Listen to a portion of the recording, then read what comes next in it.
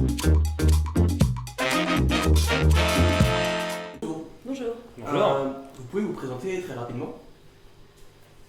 Alors, je m'appelle Marilyn Calvaux, de mon nom de famille, et je m'occupe de la programmation au temps machine.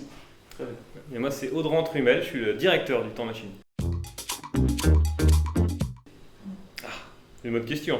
C'est d'abord une salle de concert, enfin 2 salles de concert. C'est un lieu qui est consacré aux musiques actuelles, c'est-à-dire les musiques amplifiées, les musiques qui bougent, les musiques, toute esthétique, hein, rock, rap, électro, chansons, etc. Donc on a 2 salles de concert, on a 3 studios de répétition, et donc nous, notre projet, notre travail, c'est à la fois de permettre à des artistes de se diffuser, y compris des artistes qui ne sont pas encore connus, pour que le public puisse découvrir des choses et ne soit pas uniquement amené à écouter toujours les mêmes choses. Et donc permettre à nouveaux artistes de se développer, et y compris beaucoup au niveau local, c'est-à-dire qu'on aide beaucoup les artistes locaux, à la fois justement par ces studios de répétition, mais aussi pour les accueillir sur scène, à la fois pour jouer devant du public, mais pour travailler leur projet en fait, et le développer. Et il y a aussi toute une partie jeune public et action culturelle. Donc spectacle jeune public, c'est-à-dire enfants, et jusqu'à 16 ans, et toute la partie action culturelle, donc toutes les actions qu'on peut mener avec des associations, avec des scolaires, sur des ateliers, etc. Alors ça vient, au départ c'est le nom d'un livre en fait. Je me souviens plus de l'auteur. Non, parce que c'est pas nous qui l'avons choisi, en fait c'est hyper vieux, la salle a 10 ans. Ouais. Ça a été un vote du public en fait, il y avait plusieurs propositions qui avaient été choisies, il y a eu un vote sur internet pour choisir le nom le plus cool, et c'est le Temps Machine qui a été retenu. Et ça vient d'un nom de roman à la base. En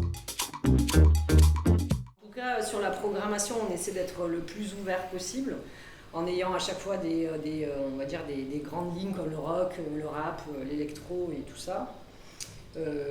Après, c'est vrai qu'on ne l'a peut-être pas dit tout à l'heure, mais le Temps Machine, c'est une SMAC, donc une salle de musique actuelle qui est donc subventionnée et qui se doit de s'adresser au plus grand public, on va dire. Et après, on essaie de développer un peu plus maintenant les projets aussi hip-hop, parce que tout ce qu'on dit urbain, même si moi j'aime pas trop ce mot-là, parce que c'est assez représentatif de la jeunesse et qu'il en faut. Voilà, mais on est assez ouvert. Sur les esthétiques, on est forcément ouvert, mais c'est pas que aussi les esthétiques, c'est le niveau de renommée des artistes, quoi. C'est-à-dire qu'on doit à la fois accueillir des artistes connus pour faire que la salle soit connue aussi justement par le biais de cette programmation-là. Donc on doit être à la fois grand public et en même temps, des fois, prendre des risques sur des artistes très peu connus, en émergence, en espérant que les gens viennent les découvrir par hasard. Et ça peut être des artistes de hip-hop pas du tout connus, et d'autres très connus par exemple.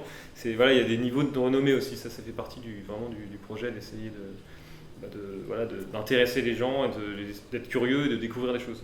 Et on parle d'esthétique aussi, mais il y a aussi une question qui nous tient à cœur, c'est la diversité. De mettre le plus de gens différents sur scène pour que tout le monde puisse s'identifier. Donc ce qu'on appelle les minorités, même si moi ça me tient pas trop ce mot, mais voilà. Et aussi essayer de mettre aussi plus de femmes, parce que ça manque un peu de femmes aussi. Sur scène. Mais et on y vient petit à petit.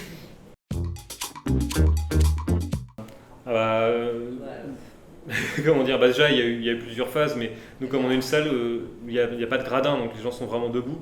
Donc on a été vraiment empêché totalement de faire tout notre travail de diffusion, donc de concert, pendant presque 1 an et demi. On a pu faire quelques petites choses, il y a eu des petites parenthèses où on a pu faire des concerts mais en format assis, donc on a dû réaménager la salle un peu sous forme avec des tables, un peu comme dans un bar, mais bon c'était...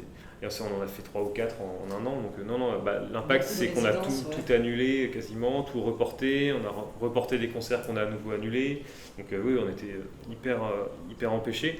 Par contre, on a pu effectivement accueillir beaucoup de groupes ici pour travailler en résidence, c'est-à-dire du temps de travail scénique sans public, pour préparer des nouveaux projets, des nouveaux concerts, des nouveaux albums.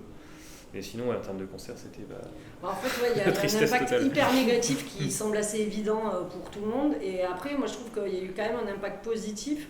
C'est que ça nous a laissé du temps pour réfléchir, pour prendre contact avec déjà notre environnement, jouer les tours, comme on disait tout à l'heure, toutes les assos, etc. Réfléchir à des projets ensemble, ou créer des passerelles avec d'autres structures, ce qu'on n'avait jamais trop pris le temps de faire, parce qu'en général, on est à fond dans la saison. Donc, j'essaie de regarder le positif. Il y a quand même des choses un peu positives. Quand même.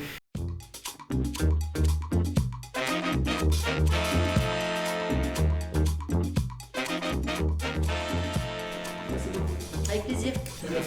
Ah, merci.